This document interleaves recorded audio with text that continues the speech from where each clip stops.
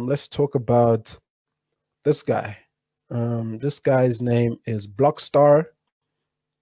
I don't know his real name, but his name is Blockstar.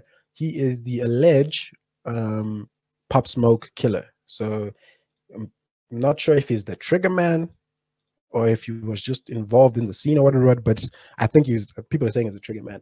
So he's the guy who allegedly killed Pop Smoke.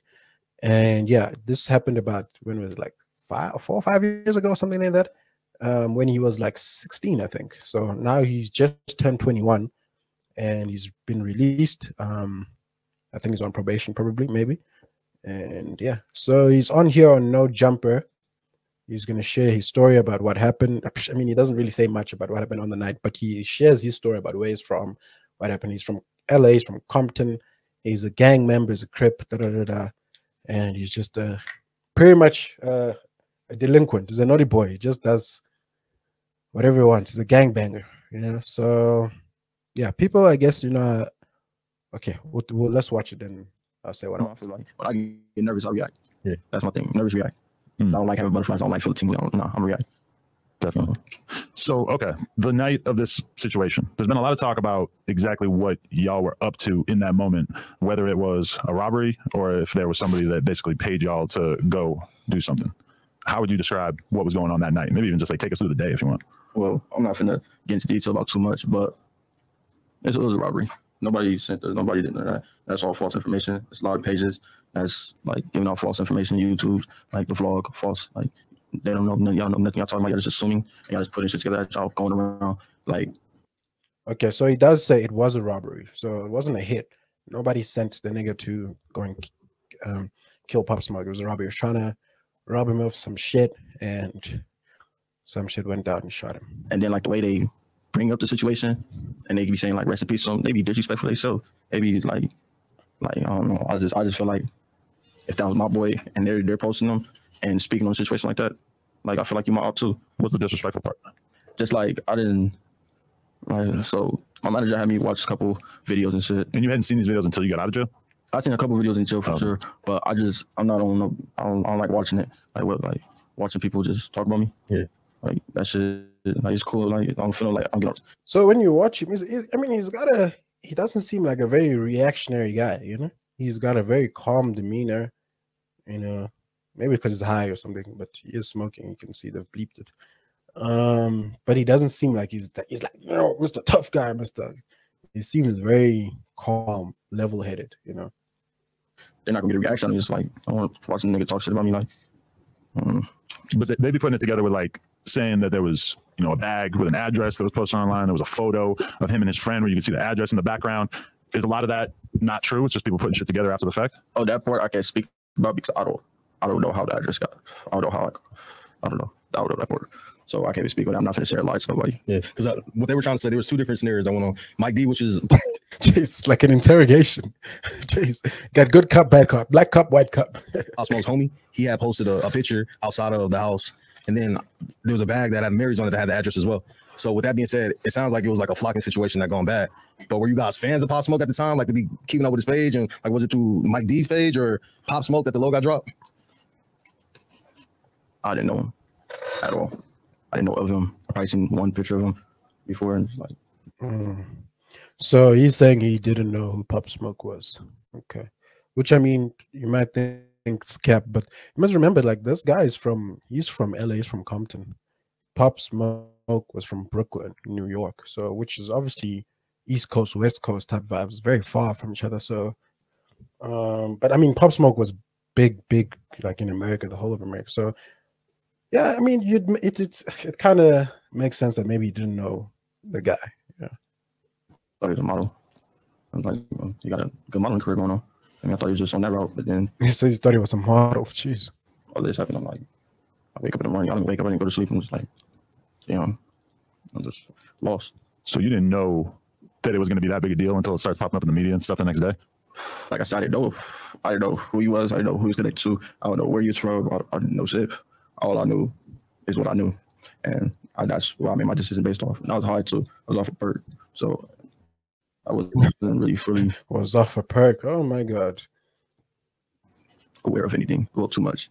It's weird, man. That's like that's like Percocet when you want to like kill niggas. We're like, what is it? Because even like these rappers, when they rap, they're always, every time they're rapping, when they talk about allegedly killing, shooting niggas, they always say they were high for perk. Like, so like, what is it, man? These perks, what's happening there? And all the dudes you were with were like approximately your age. Around. Had y'all gone on missions like this before? Next question. Jeez, that was such a Fed question. Come on, Adam. Such a rookie, man. So it wasn't a situation where, because a lot of people were trying to, so when the situation did happen, there was a lot of speculation of what happened. And there was 2 people in the house that night with Pop Smoke that people thought backdoored them and shit. So you saying that you didn't know any of the people in the house at all? Nobody backdoored nobody. Let's clear that up. Nobody, I know that 100% for sure. Nobody backdoored nobody. That female, I can't speak too much on it, but her, she don't know what she's talking about at all.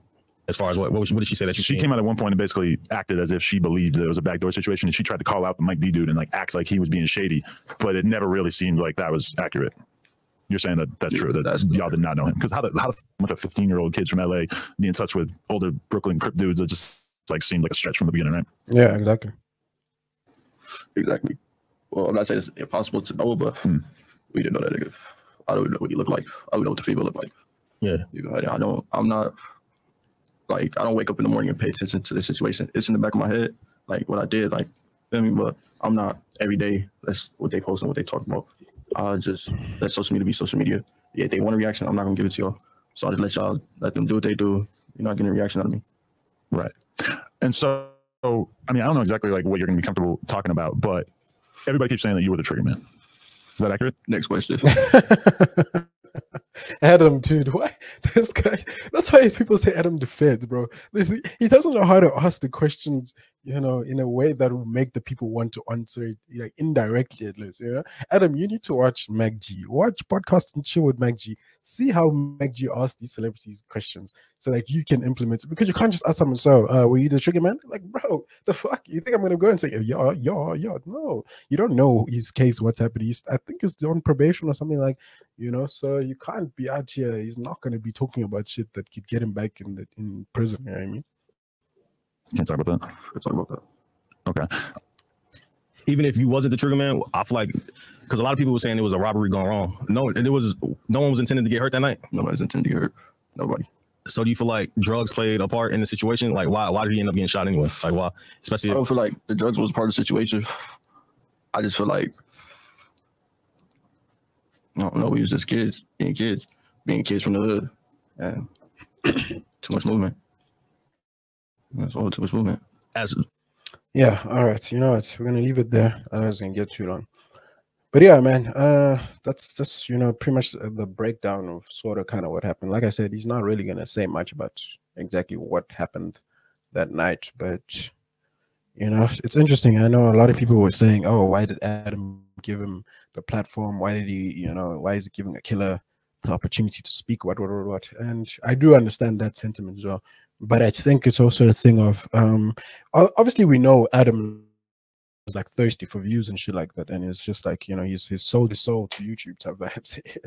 He does any type of content like that, you know. So, but excuse me, I feel like one, you would hope maybe a certain part of this whole interview, this whole thing, is to kind of just give a perspective on this young person, on this young man, African American man, you know, like American man, who's, you know, like his circumstance. Because I know I'm starting it from here, we're speaking about Pop Smoke, but if you started from the beginning, you sort of get a lot of insight into his upbringing and stuff like that. He mentions that his dad was in and out of prison. He mentioned that affected him. He mentions, you know, just being in gangs, joining gangs, you know, at a young age, gang banging at a young age, and all of that type of stuff. So, you know, all of those type of things contribute to, I guess, the situations and the decisions and the choices that people like this guy make. Because I mean, he's not a unique person. You know what I mean? Like, he's so many people, young people killing each other out there in the hoods of America. You know, it's just like he just happened to kill somebody who was famous at the time, you know. But same thing with like the X killers, they were also pretty young. Same thing with, like, you know, all these different killers out there and stuff like that. YNW Melly, you know, he's on trial now, all that type of shit. So you would think that you would hope at least that a bit of Adam's reasoning to show or to give this guy a platform is to just maybe to highlight just how really badly like people from the hood are growing up, and the circumstances that's just adding to them becoming their own worst enemies and their own detriment. Yeah, you could say that he made the choices that led him to where he was, but it's just like when there's no options, you know what I mean? When the only option you have in front of you is to join a gang, otherwise, you know, the niggas in your hood are gonna jump you, or they're gonna what, or you need protection, or you wanna, you know, you don't have a father figure, so you want some sort of acceptance, you want some sort of brotherhood, you know. When those are the only options in front of you, it's going to lead you to make choices where you get to a situation where you like a kill a pop smoke type vibes, you know what I mean? So it's like, yeah, I think he's just trying to shed the light on how really, really bad that shit is. I mean, people know. It's not like they don't know. It's not like the Americans don't know. So they do know how bad it is, but it's just like, it's just crazy that, no, you know, like you think of like a 16-year-old shooting. Like, I mean, I just made a video on fucking Lil Durk's 10-year-old shooting his stepfather. So it's crazy, man. America is really, it's really crazy there with the guns and the violence and all that. They need to do something about that. You know, they really need to do something about. And that's one thing they didn't speak about in the presidential elections debate. You know, they didn't speak about what are the niggas doing about the violence in their country, the gun violence. Because there in America, it's like everywhere you go, niggas got straps. Everywhere you go, somebody has a gun. Why?